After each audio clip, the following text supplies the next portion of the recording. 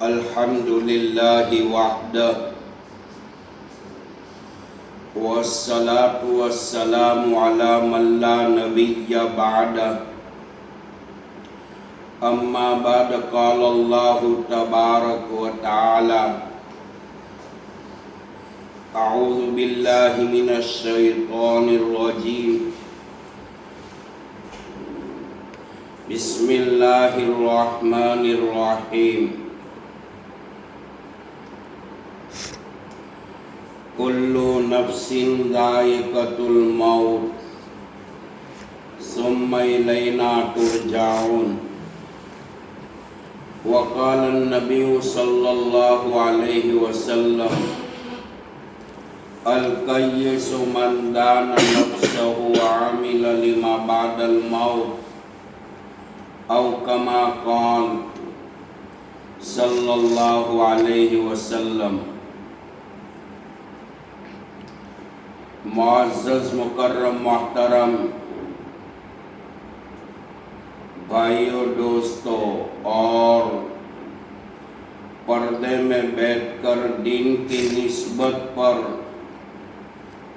ایمان اور یقین کی نسبت پر، آخرت کی یاد دہانی کے طور پر جمع ہونے والی میری پیاری مائیں اور بہنیں،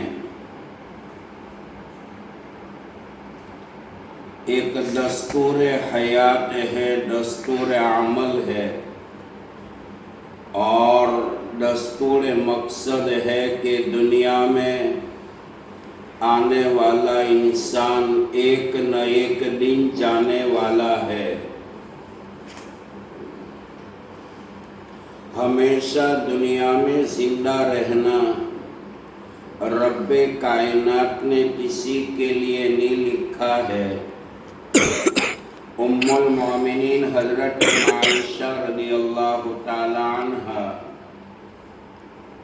وَمَا جَعَلْنَا لِبَشَرٍ مِّن قَبْلِكَ الْخُلْدَ، یہ آیت کریمہ سے مسئلہ استنباط کرتے ہوئے فرماتی ہے کہ دنیا ہمیشہ رہنے کی جگہ ہوتی تو اللہ اپنے محبوب کو مجھ سے کبھی جدا نہیں کرتا۔ القیس من دان نفسہ وعمل لما بعد الموت، عقل مند انسان تو وہ ہے کہ موت آنے سے پہلے اپنے نفس کا محاسبہ کرے اور مرنے کے بعد میں جو زندگی لامحدود آنے والی ہے وہ زندگی کی تیاری کرے، جو زندگی کبھی ختم نہیں ہوگی، جہاں کی نعمتوں کا کوئی زوال نہیں ہے۔ انسان کی بننے کی جگہ دو ہے، ایک ہے ماں کا پیٹ اور ایک ہے دنیا کا پیٹ۔ ماں کے پیٹ میں انسان کے بدن کے اعضاء بنتے ہیں۔ معلوم ہوا کہ ماں کا پیٹ یہ انسان کے بدن کے اعضاء کے بننے کی جگہ ہے اور دنیا کا جو پیٹ ہے انسان کے مرنے کے بعد میں آنے والی زندگی کی تیاری کی جگہ ہے۔ جنم شدہ بچہ اگر لنگڑا لولا ہے، اندھا ہے، بہرا ہے یا دیوانہ ہے تو ساری دنیا کی طاقتیں، ساری دنیا کے ڈاکٹر اس بچے کی کمزوری کو دور کرنے کے لیے ماں کے پیٹ میں دوبارہ بھیج نہیں سکتے۔ ایسے ہی کہ موت کے آنے کے بعد، موت کا جھٹکا لگنے کے بعد، قبر میں جانے کے بعد انسان اعمال کے اعتبار سے گرا ہوگا، کیریکٹر اور اخلاق و تہذیب و تمدن کے اعتبار سے گراوٹ کی پستی میں گرا ہوا ہوگا، عبادات کے اعتبار سے کھوکھلا ہوگا تو مرنے والا قبر میں رب کائنات کو پکارے گا کہ اللہ دوبارہ دنیا کے پیٹ میں بھیج دے تاکہ اپنی کمزوری کو دور کر کے آ جاؤ۔ تو ماں کے پیٹ سے جنم لینے والا بچہ اپنی کمزوری کو دور کرنے کے لیے ماں کے پیٹ میں جا نہیں سکتا۔ موت آنے کے بعد، قبر میں جانے کے بعد انسان اپنی کمزوری کو دور کرنے کے لیے دوبارہ دنیا کے پیٹ میں آ نہیں سکتا۔ حدیث پاک میں جناب رسول اللہ صلی اللہ تعالی علیہ وسلم نے ارشاد فرمایا، یحب الانسان الحیات والموت خیر لنفسہ، انسان چاہتا ہے ان کے لیے دنیا کی زندگی بہتر ہے، لیکن پیارے آقا صلی اللہ علیہ وسلم نے ارشاد فرمایا کہ میرے امتی تیرے لیے موت بہتر ہے۔ اور ہمارا عقیدہ ہے ہماری زندگی موت کے بعد شروع ہوتی ہے۔ عارف باللہ کا قول ہے کہ عجلوا بالصلاۃ قبل الفوت وعجلوا بالتوبۃ قبل الموت، نماز کے فوت ہونے سے پہلے جلدی کرو اور موت آنے سے پہلے توبہ میں جلدی کرو۔ بالوں کا سفید ہو جانا یہ موت کے آنے کی نشانی ہے۔ دانتوں کا گر جانا، دانتوں میں سوراخ ہو جانا، زبان میں لکنت کا آ جانا، بڑھاپا کا شروع ہونا، ہاتھ پیروں کی طاقتوں کا رخصت ہو جانا، یہ موت کی آنے کی نشانی ہے۔ روزانہ مسجد کے لاؤڈ اسپیکروں پر لوگوں کی موت کی خبریں ہمارے کانوں میں آ رہی ہے۔ ایک وقت آئے گا ہماری موت کی خبر دنیا کے کانوں میں جائے گی۔ عقل مند انسان تو وہ ہے کہ موت آنے سے پہلے موت کی تیاری کرے، موت کا غسل کرنے سے پہلے اعمال کا غسل کرے، موت کا لباس پہننے سے پہلے تقوی والا لباس پہنے۔ روایتوں میں آتا ہے حضرت فاطمہ رضی اللہ تعالیٰ عنہا نبی اکرم صلی اللہ تعالیٰ علیہ وسلم کی چہیتی لاڈلی بیٹی تھی۔ نبی پاک صلی اللہ علیہ وسلم جب بھی کسی غزوے سے واپس تشریف لاتے تھے مدینہ منورہ میں، تو سب سے پہلے مسجد نبوی میں 2 رکعت تحیۃ المسجد کی ادا کرنے کے بعد ڈائریکٹ بیٹی فاطمہ کے مکان پر پہنچ کر حالات کا جائزہ لیتے تھے۔ ایک موقع تھا حضرت فاطمہ رضی اللہ تعالی عنہا کے مکان پر جناب رسول اللہ صلی اللہ تعالی علیہ وسلم تشریف لے گئے۔ آپ صلی اللہ علیہ وسلم نے سلام کیا، دروازہ کھٹکھٹایا کہ فاطمہ دروازہ کھولو۔ اندر میں سے آواز آتی ہے کہ ابا میرے بدن کے اوپر کوئی کپڑا نہیں ہے، ایک جوڑی کپڑا تھا وہ میلا بن چکا، دھوپ میں سکھانے کے لیے ڈالا ہے۔ ابا اگر آپ کو میرا دیدار کرنا ہے تو آپ نے بدن مبارک کے اوپر چادر کو جو لپیٹا ہے چھت پہ سے ڈالو۔ حضور پاک صلی اللہ تعالیٰ علیہ وسلم کے قلب کے اندر لاڈلی بیٹی فاطمہ کی محبت تھی۔ آپ نے بدن مبارک سے چادر مبارک کو چھت کے اوپر سے ڈالا۔ حضرت فاطمہ رضی اللہ تعالیٰ عنہا نے چادر سے اپنے بدن کو ڈھانپا، دروازہ کھولا۔ اللہ کے حبیب صلی اللہ علیہ وسلم فاطمہ کی بے کسی اور فاطمہ ابا کی بے بسی کی حالت پہ رونے لگی۔ علماء نے لکھا ہے نبی پاک علیہ الصلوۃ والسلام طائف کے موقع پر دشمن کے پتھر کھا کر نہیں روئے تھے، یہاں فاطمہ کی غریبی، بے کسی، بے بسی پہ رو رہے تھے۔ روایتوں میں آتا ہے، تفسیر حقانی میں لکھا ہے، حضرت فاطمہ رضی اللہ تعالیٰ عنہ مسجد نبوی کے اندر ایک موقع پر جو کی روٹی کا ٹکڑا لے کر آئی۔ آپ صلی اللہ علیہ وسلم نے ارشاد فرمایا کہ بیٹی فاطمہ، یہ جو کی روٹی کا ٹکڑا تجھے کہاں سے ملا؟ حضرت فاطمہ رضی اللہ تعالیٰ عنہ فرماتی ہے، ابا جان آپ کے داماد علی مزدوری پر گئے تھے، کچھ رقم ملی، جو کو خریدا اور چکی کے اندر جو کو پیسا، آٹا تیار ہوا، تندور جلایا، روٹی پکائی، دسترخوان کو بچھایا اور کھانے بیٹھے تھے۔ آپ کے لاڈلے نواسے حسن حسین بھی تھے، علی بھی تھے، میں بھی تھی۔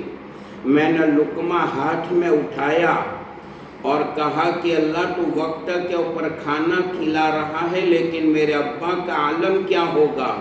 یا رسول اللہ صلی اللہ علیہ وسلم، اس محبت کی بنیاد پر جو کی روٹی کا ٹکڑا لے کر میں آپ کے پاس آئی ہوں۔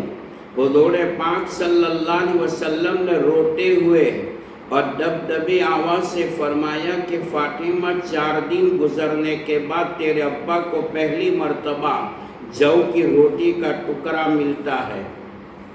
حضرت فاطمہ رضی اللہ تعالیٰ عنہ ایک موقع پر دربار رسالت میں تشریف لائی۔ اللہ کے حبیب صلی اللہ علیہ وسلم کو اللہ تعالیٰ نے کامل طور پر دین دیا تھا، کامل طور پر شریعت دی تھی، کامل طور کے اوپر عقل اور نبوت اور رسالت بھی عطا فرمائی تھی۔ اللہ کے حبیب صلی اللہ علیہ وسلم سے بڑھ کر کائنات میں عقل مند کوئی انسان نہیں ہو سکتا۔ بیٹی فاطمہ کا چہرہ دیکھا اور فرمایا کہ فاطمہ، فاطمہ کیوں ناراض ہے، کیا ہوا؟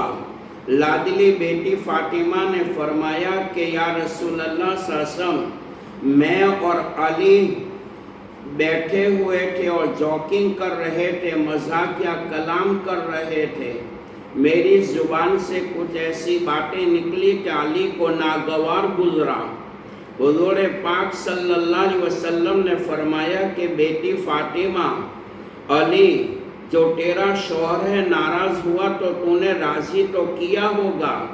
فرماتی ہے کہ ابا، علی کو راضی کرنے کے لیے 7 چکر بھی میں نے علی کے کاٹے ہیں، پھر جا کے علی راضی ہو گئے۔ اللہ کے حبیب صلی اللہ علیہ وسلم وجد میں آ جاتے ہیں اور فرمایا کہ بیٹی فاطمہ سن لے، میں زمانے کا آخری نبی ہوں، میں باپ ہوں، نبی ہوں۔ علی تیرا شوہر ہے تو علی کی بیوی ہے اور نبی کی بیٹی ہے۔ فاطمہ، علی کی ناراضگی پر تیری موت واقع ہو جاتی تو اس ذات کی قسم میں تیری جنازے کی نماز نہیں پڑھتا۔ روایتوں میں آتا ہے، حضرت فاطمہ رضی اللہ تعالی عنہ اپنی وفات سے پہلے فرمایا کرتی تھی کہ علی جب میرا انتقال ہو جائے کسی کو نہ بلانا۔ حضرت علی فرماتے ہیں، فاطمہ تیری وفات پر تو میں مدینہ کے مہاجرین انصار کو جمع کروں گا، کیوں نہ کہتی ہے، کیوں انکار کرتی ہے؟ حضرت فاطمہ رضی اللہ تعالیٰ عنہ نے فرمایا کہ علی جب میرا انتقال دن میں ہو جائے تو رات میں دفن کرنا۔ پوچھا کہ کیوں؟ حضرت فاطمہ فرماتے ہیں، علی دن میں انتقال ہو جائے تو رات میں دفن کرنا۔ زندگی میں میرا چہرہ یا تو علی مرتضیٰ نے دیکھا ہے یا محمد مجتبیٰ نے دیکھا ہے، میں تو چاہتی ہوں کہ میری وفات کے بعد میرے کفن پر بھی اجنبی مرد کی نظر نہ پڑے۔ علماء کرام نے لکھا ہے کہ قیامت کے میدان کا وقوع ہوگا، قیامت جب سے اللہ تعالیٰ نے دنیا کو بنایا ہے اور جب تک دنیا رہے گی، سارے انسان کو قیامت کے میدان میں اللہ جمع کرے گا۔ اللہ عدالت میزان کو قائم کرے گا، پل صراط کو قائم کرے گا، اور اس وقت حضرت فاطمہ رضی اللہ تعالی عنہ پل صراط سے گزر رہی ہوگی۔ اللہ تعالیٰ کی طرف سے آواز آئے گی، میرے بندو یہ قیامت کا میدان ہے، تم اپنی نگاہیں نیچی کر لو۔ پل صراط سے پار ہو کر میرے لاڈلے نبی کی لاڈلی بیٹی جنت میں جا رہی ہے۔ حضرت فاطمہ رضی اللہ تعالیٰ عنہ نے اپنی وفات سے پہلے علی سے فرمایا، علی جب میرا انتقال ہو جائے تو جنازے کے ایک پیر کو تم اٹھانا، بیٹے حسن ممی کے دوسرے پیر کو جنازے کو تم اٹھانا، حسین تیسرے پیر کو تم اٹھانا، علی فاطمہ کے جنازے کے چوتھے پیر کو اٹھانے کی ضرورت پڑ جائے تو کسی اجنبی مرد کو نہ بلانا، کیونکہ زندگی بھر میرا بدن اجنبی مرد نے نہیں دیکھا ہے۔ میری وفات کے بعد کوئی اجنبی مرد فاطمہ کا جنازہ اٹھائے گا تو معلوم ہو جائے گا کہ فاطمہ وزن کے اعتبار سے ہلکی تھی یا بھاری تھی۔ یا علی میری وفات کے بعد جنازے کے چوتھے پیر کو اٹھانے کی ضرورت پڑ جائے تو ابو ذر غفاری کو بلا لینا۔ تو میرے عرض کرنے کا منشا یہ ہے کہ جو مسلمان اپنی موت کو بھولتا ہے اور بھول کر زندگی گزارتا ہے، گویا کہ ان کی زندگی کفاروں کے طریقوں پر گزر رہی ہے۔ دنیا کی زیب و زینت، دنیا کا عیش و آرام وقتی طور پر ہے، موت آئے گی۔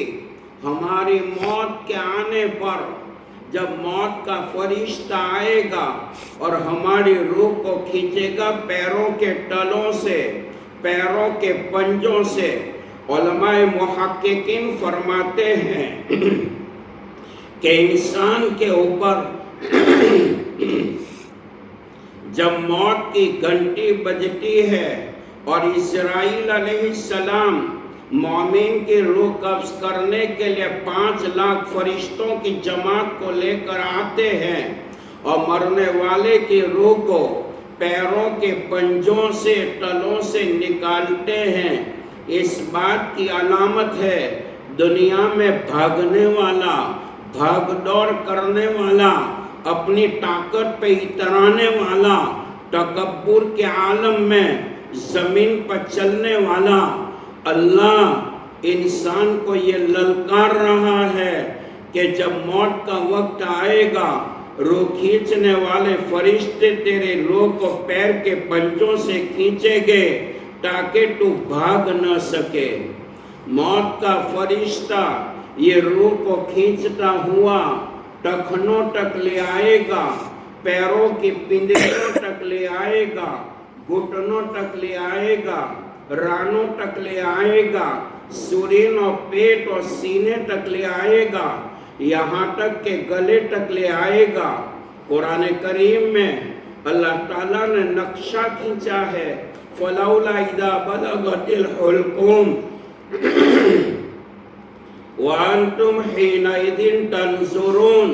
شوہر مر رہا ہے، عورت دیکھ رہی ہے، باپ کا انتقال ہے، اولاد دیکھ رہی ہے، امیر کا انتقال ہے، غریب دیکھ رہا ہے، لیکن اللہ اپنی قدرت کا کرشمہ اپنی پرزور طاقت کے ذریعے دنیا کی طاقتوں کو للکارتا ہے کہ مرنے والے کی روح کو اپنی جگہ کے اوپر بٹھاؤ تاکہ میں سمجھوں کہ تمہارے پاس کوئی طاقت ہے۔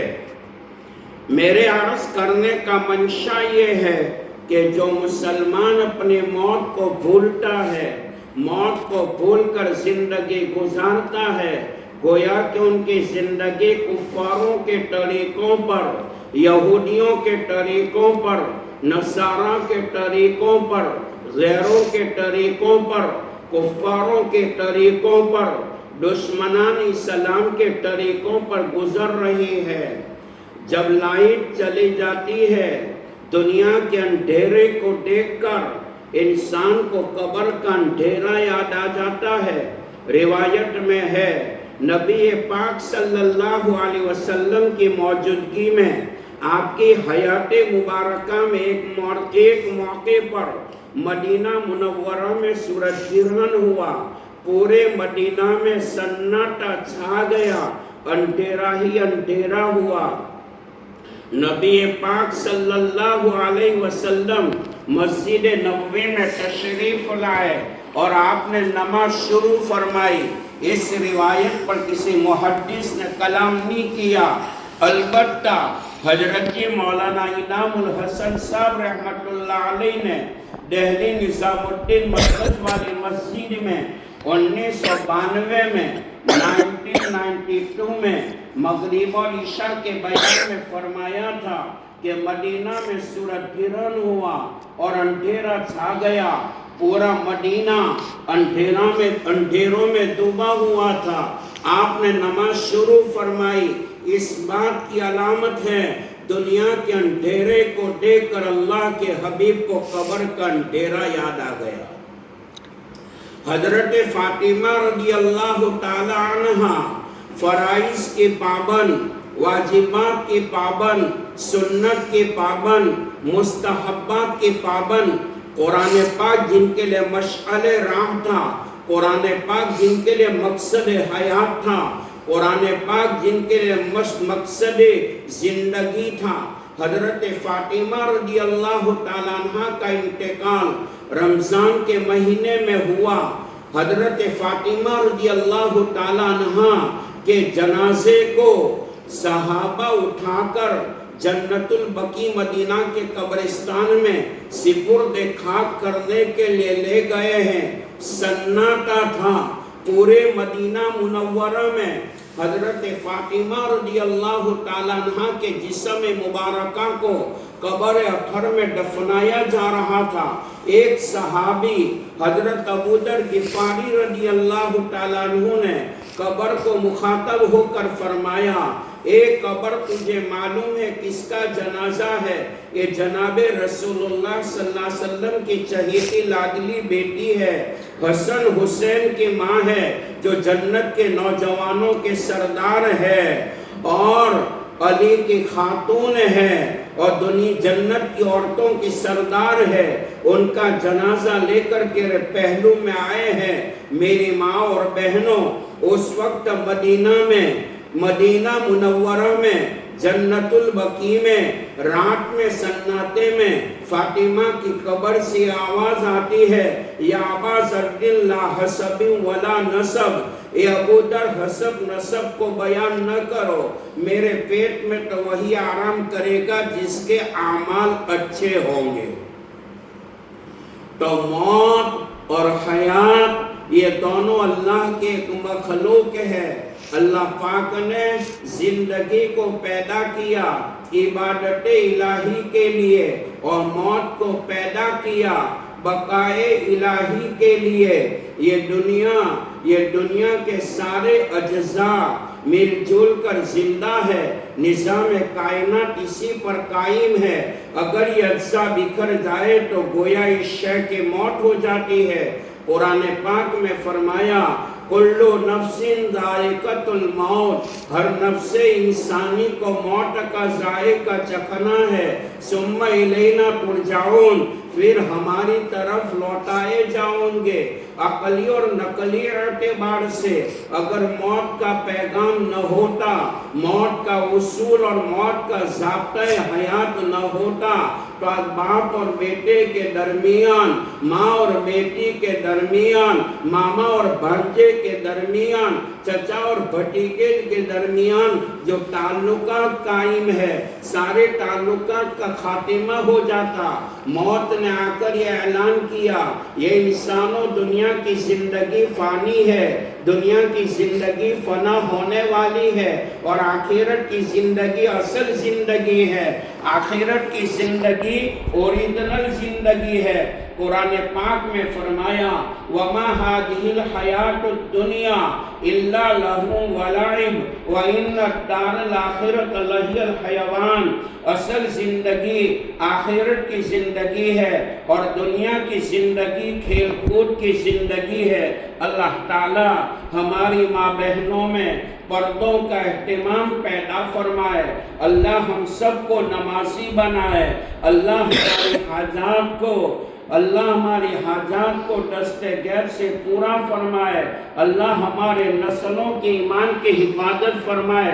پچھلے 12 سالوں کے اندر مسلمانوں کی 12 لاکھ لڑکیاں غیروں کے نکاح میں جا چکی ہے۔ ماں باپ کی زندگی سے اور مسلمانوں کے گھروں سے دین رخصت ہوا، شریعت کی تعلیم رخصت ہوئی، مسلمانوں کے گھروں سے قرآن کی تعلیمات رخصت ہوئی۔ ماں باپ کی زندگی اور دل میں دنیا اور دنیا کی چیزوں کی محبت آ گئی، ان کا نتیجہ یہ نکلا آج ماں باپ کے گناہوں کی مار اولاد پہ پڑ رہی ہے۔ ایک واقعے کی طرف اشارہ کرتا ہوا میں اپنی بات پوری کرتا ہوں۔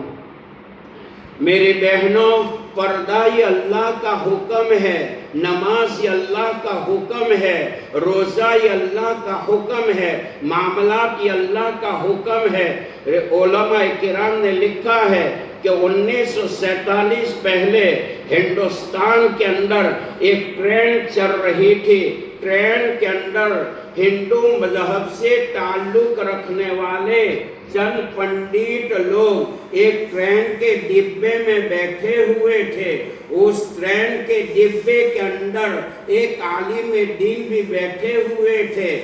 پنڈت نے بات چھیڑی، مولانا، ملا جی، آپ کے مذہب نے عورتوں پہ بڑا ظلم کیا ہے۔ مولانا نے پوچھا کیا ہوا؟ پنڈت جی نے بتایا کہ مرد دنیا میں حریت اور آزادی کی زندگی گزارتا ہے، عورت بیچاری کو پردے میں رکھا۔ پنڈت جی کا کہنے کا مقصد یہ تھا جیسی آزادی مرد کو ملی ہے ایسی آزادی عورت کو بھی ملنی چاہیے۔ عالم دین تو عالم دین تھے۔ عالم دین نے اپنی بیگ میں سے لیمن نکالا اور پنڈت جی کو کہا پنڈت جی یہ کیا ہے؟ کہا یہ لیمن ہے۔ کہا تمہارے منہ میں پانی آیا؟ کہ نہیں آیا۔ مولانا نے اپنی بیگ میں سے اسمال نائف چھوٹی چھری نکالی، لیمن کو کاٹا اور پنڈت جی کو کہا پنڈت جی اب تمہارے منہ میں پانی آیا؟ کہ آ گیا۔ کھٹی چیز جب کاٹی جاتی ہے تو منہ میں پانی آ جاتا ہے۔ مولانا کو کہنے کا چانس ملا پنڈت جی جب تک لیمن پیک تھا آپ کے منہ میں پانی نہیں آیا۔ مذہب اسلام کی بہو بیٹیاں پردے میں رہے گے تو نوجوانوں کے منہ میں پانی نہیں آئے گا، نہ بلاکار ہوگا، نہ ریپ ہوگا، نہ زنا کا دروازہ کھولے گا۔ مولانا نے فرمایا کہ لیمن کو کاٹا گیا تو منہ میں پانی آیا۔ ایسے ہی مسلمانوں کی بہو بیٹیاں کھلے عام پھرتی رہے گی تو زنا کے دروازے کھولیں گے۔ روایتوں میں آتا ہے نبی پاک صلی اللہ تعالی علیہ وسلم کو اللہ نے جب معراج کروائی، آپ کو اللہ نے معراج والی رات میں جہنم کو دکھایا۔ جہنم کے اندر کچھ عورتوں کو دیکھا، آپ نے جو گول مچا رہی تھی، شور مچا رہی تھی، رو رہی تھی، ان کے آنسو کا خریدار کوئی نہیں تھا۔ رفیق سفر جبرائیل امین سے پوچھا جبرائیل یہ کون عورتیں ہیں؟ جہنم کی آگ میں جل رہی ہے، اللہ نے جہنم کے فرشتوں کے ہاتھوں سے ان کو جہنم کی آگ کا لباس پہنایا ہے۔ اور جہنم کی آگ کے چابک سے فرشتے ان کو مار رہے ہیں. پوچھا کہ یہ کون عورتیں ہیں؟ فرمایا یہ عورتیں ہیں جو دنیا میں اپنے شوہروں کو ستانے والے اور میت کی موت پر زور زور سے چلانے والے. پتہ چلا اللہ تعالیٰ گناہ والی زندگی سے ہم سب کی حفاظت فرمائے. اللہ ایمان پہ زندہ رکھے تو اللہ ایمان والی موت دے. اللہ ہماری قبر بھی بنا دے, ہماری دنیا بھی بنا دے. ماں بہنوں میں پردوں کا اہتمام پیدا فرمائے, ہماری نمازوں میں جان پیدا فرمائے. اللہ زندہ رکھے تو اسلام کی صداقت پر اللہ موت دے تو ایمان والی موت عطا فرمائے, بیت اللہ کے طواف والی موت عطا فرمائے. اور اللہ اگر تو ایمان کے بلبوتے پر راضی ہے, دینی خدمات پر تو راضی ہے, تو یا اللہ مدینہ کی مٹی ہم سب کو نصیب فرما. آمینی دعا ازمن و جملہ جہاں آمین بات. وآخر دعوانا ان الحمدللہ رب العالمین. بسم اللہ الرحمن الرحیم.